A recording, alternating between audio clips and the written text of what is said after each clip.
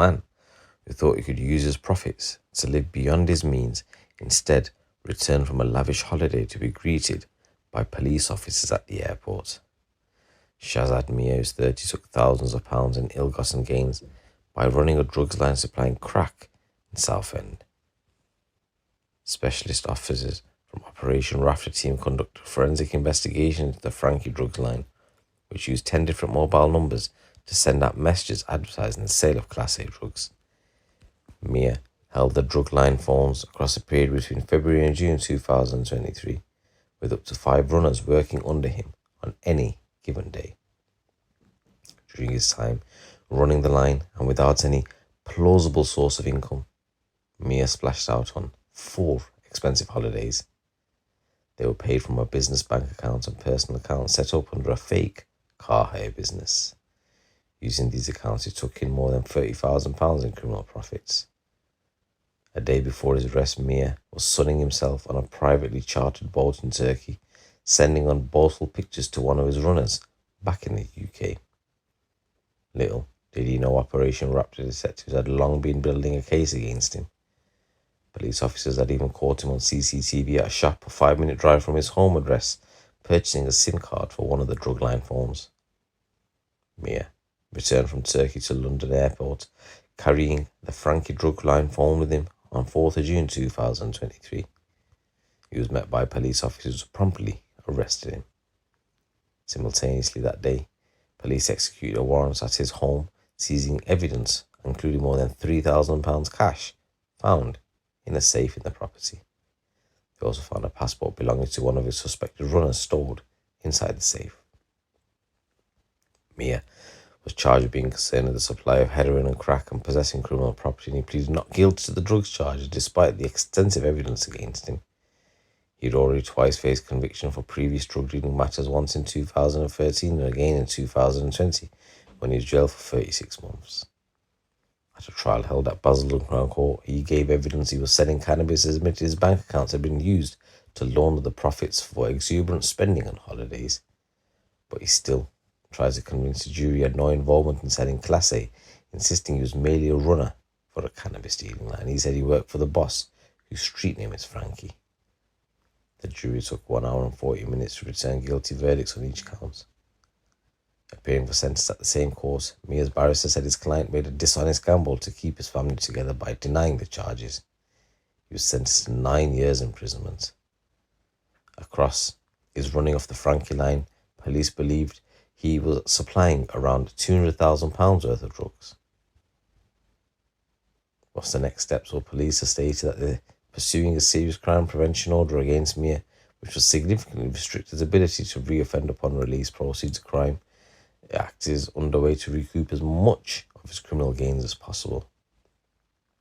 Sergeant Rob Mail of Operation Raptor South said Miah filtered in excess £30,000 through various bank accounts. Money we know was a result of Class A drug dealing.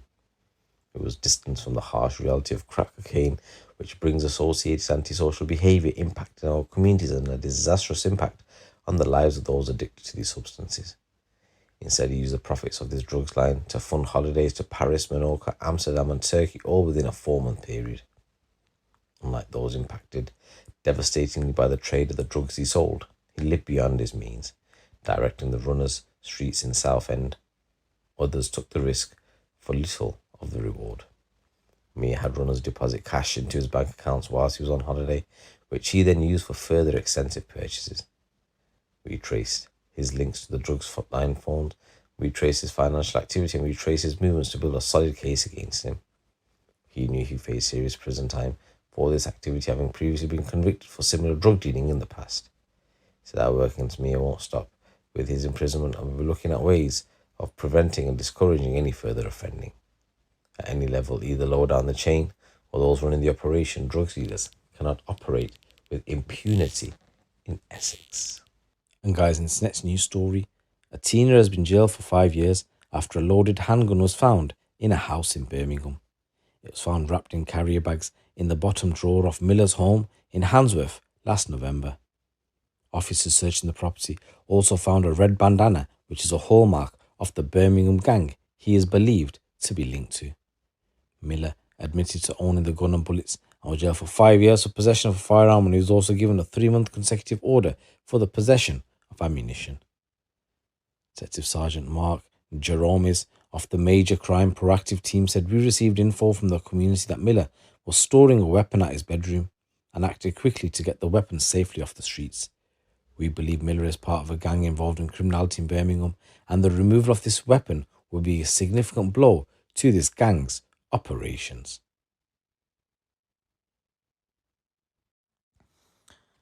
So guys, in this next news story, a man who claimed he was being threatened by the mafia has been jailed for shooting his ex-wife's nephew. Giorgio Aslani, who's 59, from Albania, was convicted of causing GBH with intent and possession of a firearm over on Sack in Hertfordshire in June 2022. Aslani of Waltham Abbey had claimed a mysterious man called the Commander had ordered him to take responsibility. He was jailed for 13 years. Aslani drove to a house in Waltham Cross where the man and his brother were working and fired twice at the victim.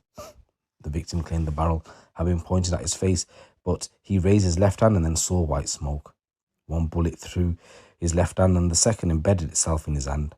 The men then began fighting on the ground, and one of the victim's work colleagues helped restrain Aslani until the police arrived and arrested him. Prosecutor Stephen Weidman told St Albans Court the defendant had previously been married to the aunt of the victim. The relationship ended, but acrimony endured. There was reference to a property in Albania. The victim, who was left-handed, told the jury during a trial in November that he suffered flashbacks, had been unable to work, and his hand needed multiple operation. Aslani told the jury he'd been threatened by the mafia and that a mysterious man called the Commander had ordered him to take responsibility. The defence counsel, Liam Loughlin, said his client, who worked as a tiler, was of previous good character in the UK and maintained his innocence, and the judge Lana told him that background to the case appeared to be a dispute between you and your ex-wife. And in this next news story, a man overheard in a pub bragging about stabbing his former partner to death in a surprise attack has been jailed for life for her murder with a minimum of 20 years.